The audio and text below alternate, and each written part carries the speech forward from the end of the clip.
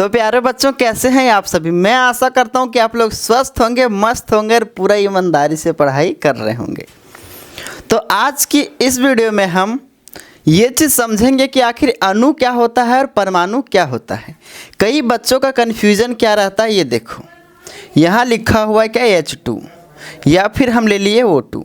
ठीक, अब कई बच्चे ये सोचते हैं कि ये 2 अणु है या वो अणु है, ये 2 परमाणु है या फिर H क्या है, ये अणु है। कई बच्चों का ऐसा कन्फ्यूज़न होता है। तो आज की इस वीडियो में ये जो आपके मन में हमेशा जो कन्फ्यूज़न चलता है, ये चीज़ दूर करने वाला हूँ मैं।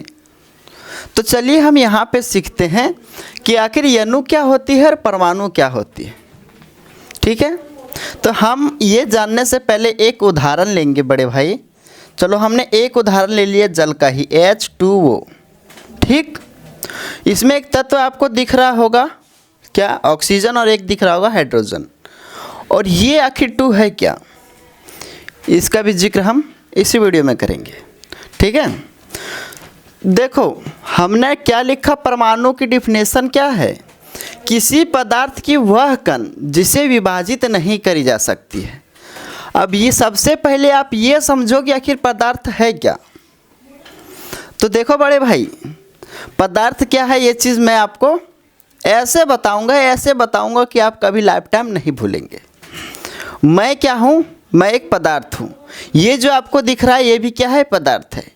इसकी मैं कैप बंद किया, ये क्या है, पदार्थ है। अब आपके मन में एक कन्फ्यूज़न कि सर ये बंद करेंगे तभी पदार्थ है, खोलने से पदार्थ नहीं है। प्यारे बच्चों, ये दोनों पदार्थ है। ठीक है, पदार्थ की डिफिनेशन आप लोग जानिए।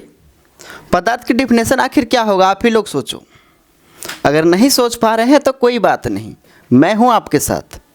देखिए, पदार्थ वह है, हम पदार्थ उसे कह सकते हैं जो स्थान घेरता हो और साथ में क्या, हम उसे देख पा रहे हैं। अब आपके मन में एक कन्फ्यूज़न, हवा, हम हवा को देख पाते हैं नहीं, क्या करते हैं, महसूस कर पाते हैं। लेकिन हमने इसमें कितने आपको पॉइंट बताया, अभी 2 बताया। क्या कि हम जिसे देख सकते हैं और प्लस में स्थान घेरता हो।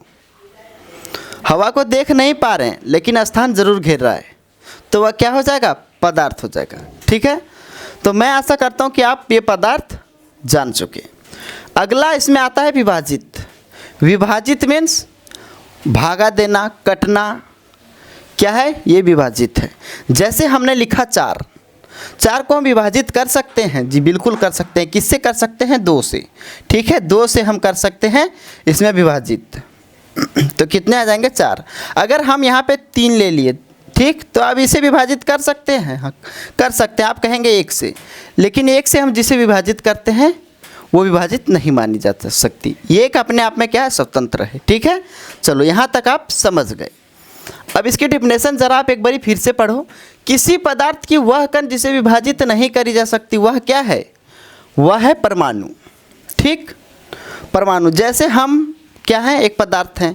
अगर मेरी टुकड़ा कर दिया जाए, अब हमारी कितने टुकड़े कर दोगे, 5 टुकड़े अगर आप करते हो, अगर 6 टुकड़े करते हो तो हम क्या हो जाएंगे, परमाणु नहीं होंगे। क्यों, क्योंकि हमने क्या कहा कि जिसे विभाजित नहीं करी जा सकती। अगर आप मेरी 6 टुकड़े कर दोगे बड़े भाई, तो कोई ऐसा इंसान भी होगा जो हमें क्या करेगा, 10 टुकड़े में विभाजित कर देगा। तो यहाँ पे परमाणु, हम वो आपका किया हुआ टुकड़ा में से परमाणु नहीं बनेंगे। हम परमाणु कब बनेंगे, हमारी टुकड़ा परमाणु आखिर कब बनेगी, जब कोई ऐसा इंसान या ऐसी मशीन हमारी इतनी टुकड़े कर दे जो कि अगला इंसान हमारी और टुकड़े नहीं कर सके। वो क्या हो जाएगा, परमाणु हो जाएगा।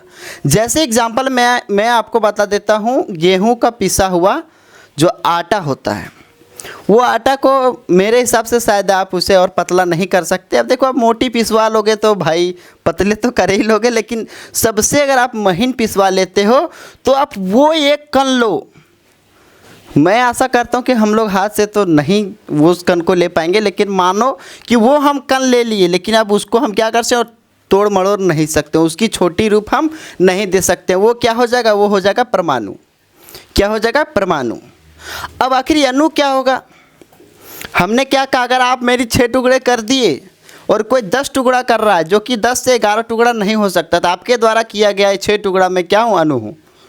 ठीक, जैसे ये छोटा था, ये दोनों अगर मिल के अगर ये थोड़ी सी बड़ी बन गई तो ये क्या हो गया? अणु हो गया। मतलब देखो यहाँ डिफिनेशन लिखा हुआ अणु का, 2 या 2 से अधिक परमाणुओं से मिलकर बना कण क्या कहलाता है? अणु कहलाता है। ठीक, यहाँ तक कोई डाउट नहीं होनी चाहिए।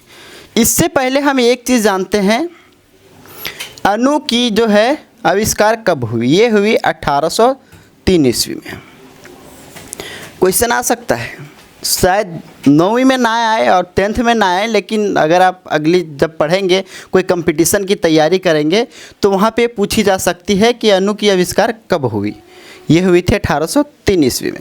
अब हम इससे एक और इम्पोर्टेंट क्वेश्चन जान लेते हैं कि आखिर इसका खोज किसने किया?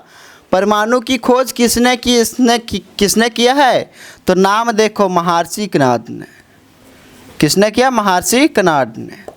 ठीक, ये 2 क्वेश्चन जो है एडवांस लेवल का है और ये चीज़ आपको जानना बहुत ज़रूरी है। अब आप सोच रहे होगे कि एडवांस नहीं है, बेसिक है, आपकी मर्जी, आप जैसे समझो। ठीक, चलो हम यहाँ से आगे बढ़ते हैं। हमने ये दोनों का डिफिनेशन तो बड़े भाई समझा दिया। हमने क्या किया? दोनों की डिफिनेशन समझा दिया। हमने ये बता दिया कि पदार्थ क्या है और ये अणु क्या है और परमाणु क्या है। अब जब लिखी जाती है, सबसे बड़ा कन्फ्यूजन तो सर जी यही है कि H2 में हम किसे अणु और किसे परमाणु के हैं। तो देखो, कोई भी तत्व के जो नीचे संख्या लिखी जाती है 2, 3, 4, 5, 6, ये सब क्या है? यही सब तो बड़े भाई परमाणु है। क्या है? यही सब परमाणु है। ये क्या है अपना? ये अणु है। कोई डाउट नहीं होनी चाहिए। एक चीज़ समझो कि ये जो अणु है, ये क्या है? 2 परमाणु है। ठीक, अणु ये है, परमाणु ये है। परमाणु में ही इलेक्ट्रॉन, प्रोटॉन और न्यूट्रॉन रहते हैं। ठीक, अब न्यूट्रॉन और प्रोटॉन जो परमाणु की मध्य भाग में रहते हैं, लेकिन इलेक्ट्रॉन क्या, इसके जो परमाणु की चारों ओर इर्द गिर्द घूमते रहते हैं। ये भी एक और बेसिक जानकारी। अगर आपको लग रहा है एडवांस जानकारी है तो कोई बात नहीं, आप दोनों रखो। ठीक है, इतनी चीज़ आप यहाँ पे समझ चुके। अब एक देखो आती है परमाणुकता। क्या? परमाणुकता। एक सेकंड, परमाणुकता। आखिर हम परमाणुकता भी किसे कहते हैं, ये चीज़ भी इसी में समझ लो। जैसे हमने एक ले लिया, चलो अणु ही ले लिया, H2O। ठीक, अब कोई कहेगा कि जल की परमाणुकता कितनी है?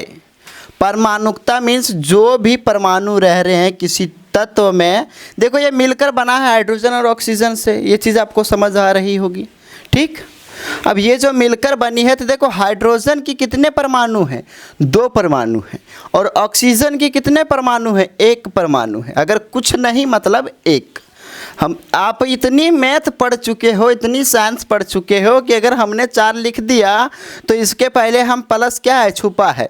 हम अगर 4 × 1 कर देंगे तो कोई दिक्कत है? नहीं है, कोई दिक्कत नहीं है। ठीक है, चलो इतना तो आप समझ रहे होंगे। हमने क्या कहा? हाइड्रोजन में 2 कितने हैं? 2 परमाणु है और ऑक्सीजन में 1 परमाणु है। तो इसकी जो जल की टोटल परमाणुकता कितने हो जाएंगे बड़े भाई? ये हो जाएंगे 3। ठीक, समझ रहे हो? इसे हम क्या कहेंगे? द्विपरमाणुकता अणु कहेंगे। यहाँ तक कोई डाउट नहीं होनी चाहिए। चलो हम फटाफट से रिवीजन करवा देते हैं परमाणु और अणु।